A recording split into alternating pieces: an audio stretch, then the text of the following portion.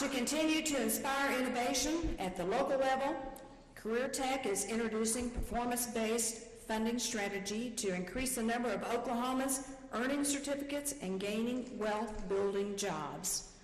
We've already begun to see more Oklahomans with college degrees or career technology certificates, thanks in large part to a program we've implemented called Complete College America. When I launched Complete College America with Oklahoma's higher education system and our career technology communities 2 years ago, we set a goal of increasing the number of career certificates and college degrees by 1,700 a year. Well, we didn't just meet that goal, we vastly exceeded it, awarding over 2,900 new degrees and certificates in the first year of implementation. That's 2,900 more men and women on a path to pursue their dreams and to enter into the workforce as teachers, as engineers, as civil surgeons, or even as entrepreneurs. Thank you for your great work in that area. We appreciate higher ed and our career technology in your dedication to providing us a higher level of education attainment. Let's give them a round of applause.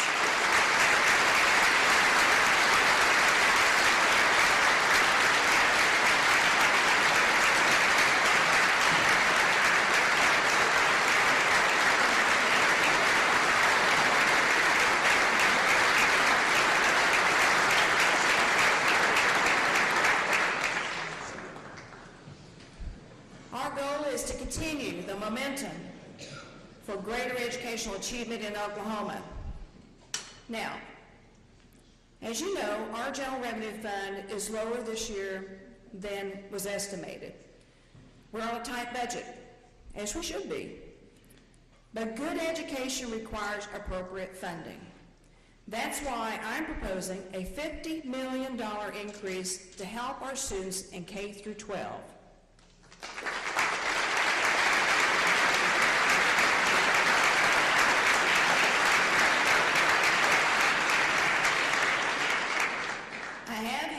Proposed targeted cuts to most agencies. Those cuts are necessary. For decades, policymakers have skimmed off the top of our general revenue fund, apportioning money to programs supporting education, road and bridge construction, and other priorities. Over time, that has reduced the general fund, leaving the legislature less money to appropriate. Even as our total gross revenue collections continue to rise, you as a legislature will have direct control of less than 50% of state dollars. That's your challenge, and that's our challenge. The dip in general revenue also reflects the uncertainty coming from Washington, whether it's been from sequestration, government shutdown, tax increases, and frankly, the financial chaos that was created by Obamacare. So for all these reasons, my budget proposes targeted spending cuts and asks our agencies to continue to find ways to operate more efficiently, more effectively, and to cut waste. In the coming days and weeks, I know what we're going to hear. Those who like bigger government and higher taxes will say the sky's falling. Entrenched interest groups and even possibly some agency heads may say the same thing. But guess what? It's not.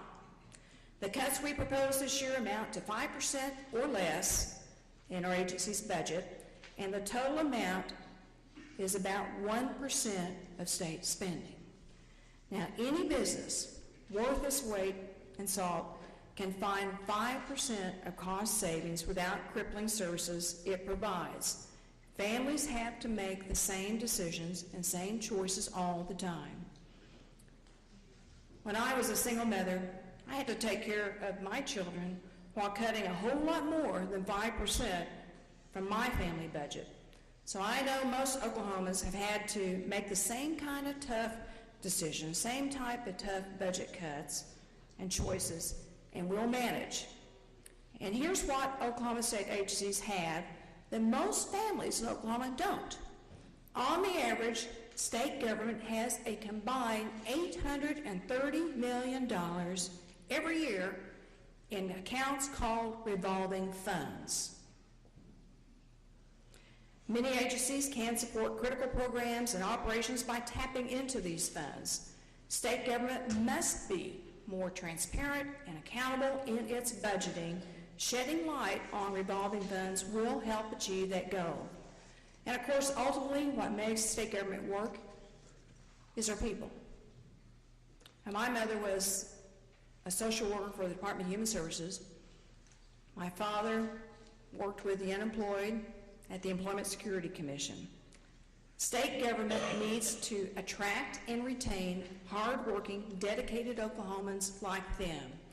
And to do that, it needs to compensate its employees fairly. Last year, we commissioned a state employee salary and benefits study.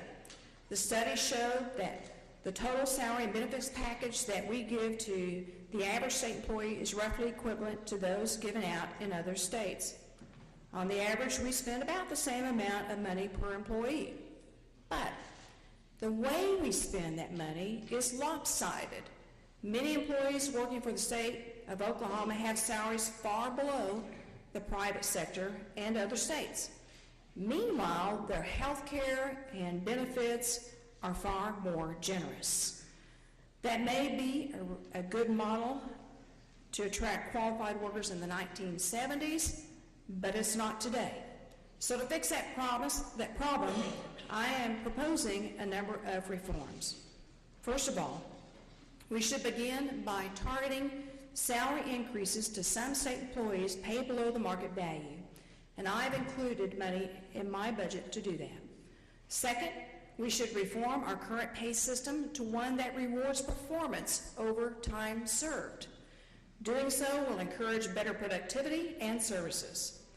And finally, new hires within the Oklahoma Public Employees Retirement System should be moved from the outdated mid-20th century pension system to a more portable and flexible 401k style benefits used in the private sector.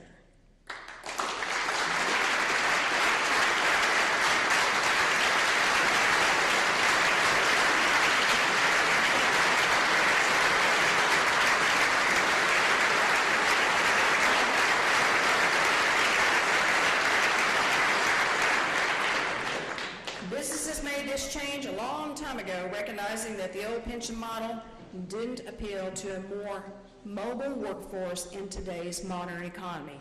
And it's time for the state government to stop playing catch-up. Moving to a defined contribution model helps us to modernize and accomplishes two important goals.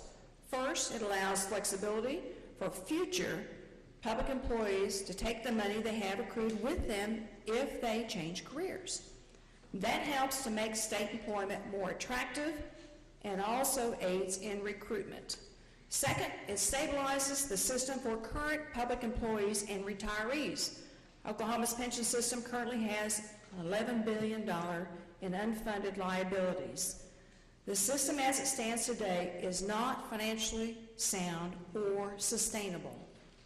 It's important that we shore up our pension systems so we can pay out the benefits that we have promised to our retirees. Just as it's our responsibility to help maintain a motivated and skilled workforce in state government, it's also our responsibility to maintain and preserve our state buildings and assets. In the case of the state capitol, we are failing that goal. In fact, this building's become a safety hazard. We're doing a great disservice to our state and our citizens by allowing the Capitol to crumble around us. The exterior is falling apart to the point where we must actually worry about our state employees and our visitors like teachers and students who take field trips. We have to worry about them being hit by falling pieces of the facade outside. The yellow barriers outside are an eyesore, and it's an embarrassment. And the electrical system is dangerously outdated. And you guys, the water stains that you see on the walls downstairs, I have bad news for you. That's not just water, it's raw sewage. It's literally leaking down into our basement.